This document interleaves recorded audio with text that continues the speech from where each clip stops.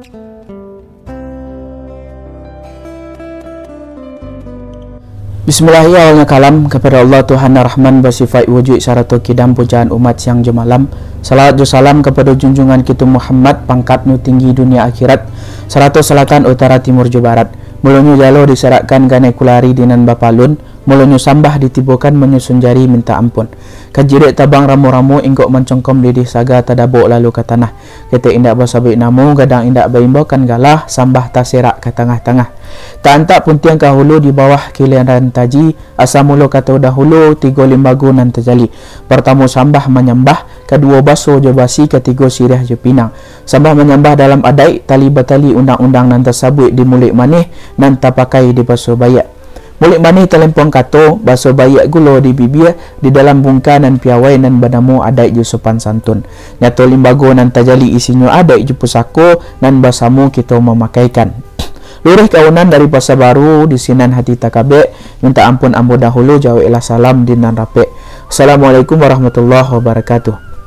Nusana Sulah Bendam Project dimanapun berada, alhamdulillah kita kembali menjumpai Nusana, tentunya dalam rangka kembali ingin balik, mau ulang kaji balik sa tantangan jo adat dan budaya kita, budaya Minangkabau.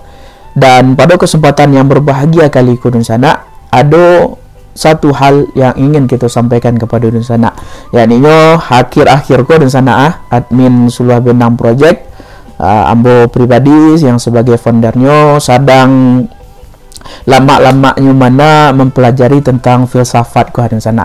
Jadi seketik yang ambo ketahui tentang filsafat ko adalah membenarkan pemikiran yang salah Nusana. Jadi ketika orang-orang ngaji filsafat ko belajar tentang filsafat, artinya nyo sedang berusaha memperbaiki pikirannya, beko dilakukan dengan tingkahnya menjadi ke arah yang lebih baik gitu. Jadi disitulah ketika kita mencari tokoh-tokohnya seperti Rocky Gerung yang hari ko ahli bana filsafat yang acok kita dengar di TV-TV gitu kan, Rocky Norparty wah. Jadi beliau kok ibaratnya membenarkan pemikiran-pemikiran masyarakat yang salah gitu. Itu sebenarnya fungsi yang seketik yang bisa mendapatkan dari pelajaran filsafat kurun sana. Jadi apa yang dimaksudkan di situ, apa yang salah di pemikiran orang banyak kok, maka filsafatlah yang meluruskan gitu. Jadi apa kaitannya dengan adat dan budaya Minangkabau Nusana? Karena aku pribadi berani menyampaikan orang Minang tu ahli juga berfilsafat Nusana. Jadi selamat datang di Balai Narandah sana.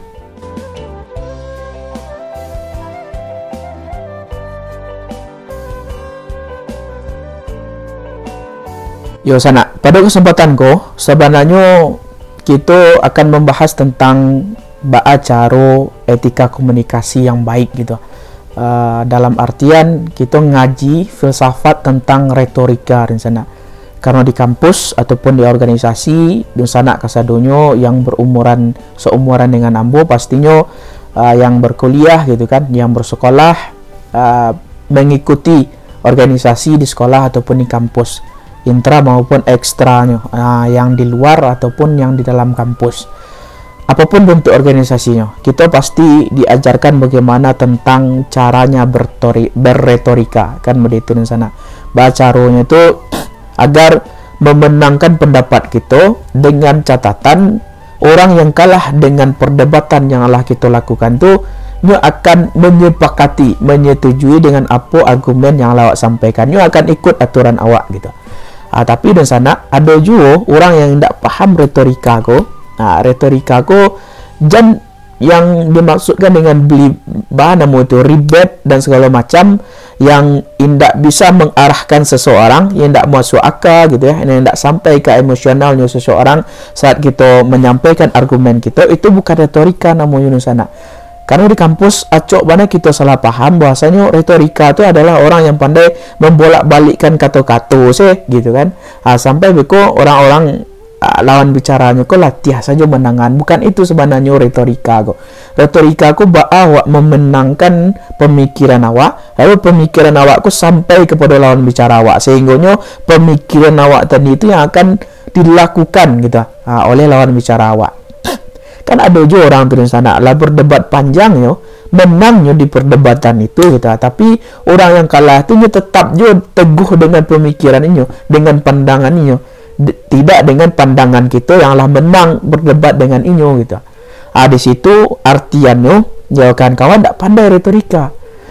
Kalau kita pandai retorika aku di sana, ya orang yang awak kalahkan tu dia akan ikut dengan pandangan awak gitu. Di situ perbedaannya, hal pertama yang mesti kita luruskan di sana. Nah, lalu yang kedua, ambo ngaji filsafat ko Dr. Faiz ko di sana. Jadi ambo acok jo nang beliau ko, ambo belajar jo dari beliau di sana, bisa jo tonton video-video beliau di YouTube banyak bana. Nah, beliau sampaikan iko dari bapak filsafat di dunia gitu, Aristoteles kan itu. Menyampaikan ada akhlak yang perlu kita pegang teguh, ataupun etika, moral yang perlu kita pacik untuk berkomunikasi. Karena kalau kita menyambut akhlak muamalah gitu ya, arah-arahnya kepada karakter awak yang bisa membangun pribadi ke arah yang lebih baik dan sana, ada 3 hal yang perlu kita pegang gitu. Nah, dalam berkomunikasi dengan orang gua, dalam kita mengadu pemikiran, mengadu pandangan gitu ya, berdiskusi, paling tidak ada 3 yang disampaikan oleh Dr. Faiz ko, yang mana beliau membedah dari bapak filsafat Aristoteles, yang mana yang 3 ko, yang pertama adalah etos namanya di sana. Jadi etos ko diartikan bahwasanya adalah orang-orang yang dapat dipercayai di sana. Dalam artian kata-kata yang nyu sampaikan tu, kalau orang paham etos ku di sana, nyu tidak perlu mengecek panjang doh gitu untuk menjelaskan sesuatu. Nyu tidak perlu menjelaskan panjang lebar, lah mati-matian yang mengalahkan lawan bicaranya. Tapi lawan bicaranya kok tetap tidak amuh ikut pandangan nyu. Tapi kalau lah dibangun etos ku di sana, ya dalam artian ini adalah melakukan apa yang nyu bicarakan. Kan iko yang berbahaya dan iko yang susah di sana. Tapi apakah tidak ada orang serupa iko? Ada di sana. Coba mungkin di sana ditagahan oleh orang tua misalnya, apa atau ama awak di rumah, ditagahkan oleh om awak misalnya. Nama Nabi masuk ke dalam pikiran dan hati awak, saran ataupun masukan ataupun nasihat dari kedua orang tua ataupun dari keluarga ataupun kerabat-kerabat kita yang jauh ataupun dari kawan lah bahasa di sana. Pasti kita lebih mendengarkan kedua orang tua kita, karena yang beliau kok lebih berpengalaman, beliau kok adalah menjalani hal itu gitu. Dalam artian apa yang disampaikan oleh beliau kok dapat dipercaya gitu.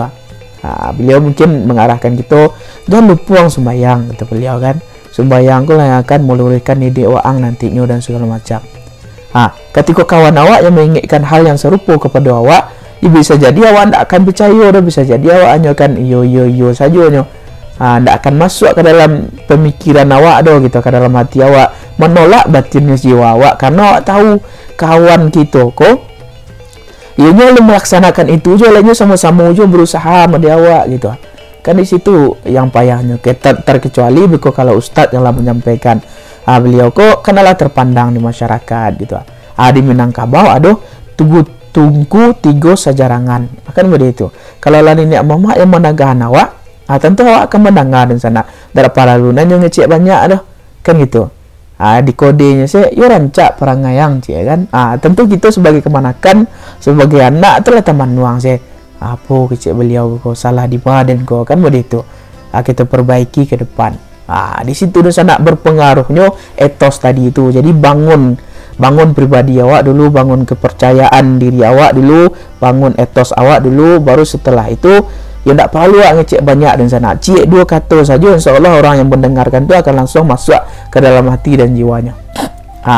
Saya sudah dari etosko ada namanya logos dan sana. Jadi logos ko ibaratnya tu masuk akal gitu. Apa yang kita sampaikan tu ya masuk akal gitu. Dan yo berputar-putar gitu mengecek itu kan, berputar-putar tak jalur ujung je pangkalnya, tengahnya malu gitu kan. Jadinya kita ia tidak akan didengar di sana. Lalu yang ketiga disampaikan ada yang namanya patos. Patos ko tingkat emosional lawan bicara tu awak menangkan gitu. Itu berbahaya di sana. kalau lah emosional lawan yang awak mainkan, contoh ada ya sialah kau bahasanya petinju lah dan sana, mungkin di sana lebih tahu daripada ambo. Petinju kok nyo menangnya tuh gara-gara bisa memainkan emosional lawannya kok nyo di atas karate gua nyo lah kalah gitu.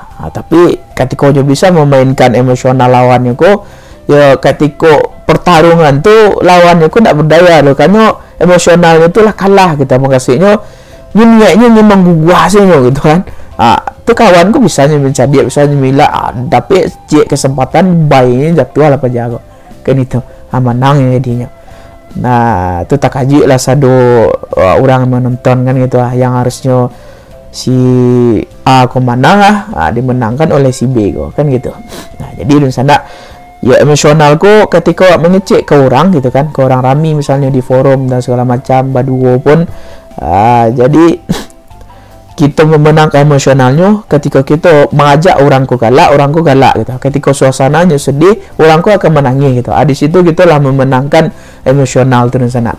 Dan biasanya itu lebih menarik dan lebih masuk ke hati dan jiwa dari si pendengar gitu ya, dari audiens yang kita.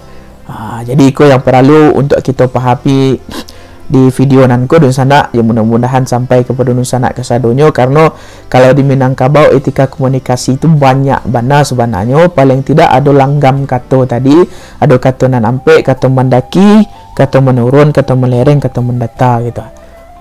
Itulah disitulah letak etika komunikasi itu. Jadi beko ada juga menimbang sama barek, mau kuas sama panjang kan serupa itu. Tiba di dadu indak dibusuangkan, tiba di matu indak dipiciangkan. Jadi dalam artian itu di sana ada tolak ukurnya, ada alu aja patutnya gitu. Jadi orang Minangkabau tidak kekurangan dengan akhlak, etika dan moral di sana. Dan ketika kita ngaji filsafat ko, ya ambo kalau sampai sejauh kamu belajar di sana alun bana takajui ambo dengan filsafat kole antah ko beko ambo dalami bana atau kawan-kawan yang lebih paham tentang filsafat ko, kawan-kawan yang lebih dalam mempelajari, ya bisa juga komen di bawah di sana. Biar kita bisa sama-sama mempelajari hal-hal baru yang menarik gitu kan, yang bermanfaat untuk kita dan bisa mengarahkan pribadi kita ataupun karakter kita menjadi lebih baik lagi dan berguna untuk diri awak dan sekitaran awak di sana. Bekolah kita bicara negara aku gitu. Kita perbaiki saja awak dulu pribadi, diri kita pribadi, lalu lingkungan kita. Itu saja di sana. Barik video kacik dan alun sudah pakai kehenan alun langkau bana. Jika balai yang menapi-napi kok ke tengah takut dia gelombang, kok ke tapi takut dia bayu. Tak mungkin si buto kama mimbiang, si lumpuh kama menari, si bisu kama nyanyi. Karena rajin beraja, rajin menyimak, rajin berdiskusi, sehingga ambo berani untuk menyampaikan keluh kesah ambo kepada nusana kasadonyo. Mudah-mudahan ada tanggapan dari nusana kasadonyo. Wabillahi taufik wal hidayah, wal ridho wal inayah. Wassalamualaikum warahmatullahi wabarakatuh.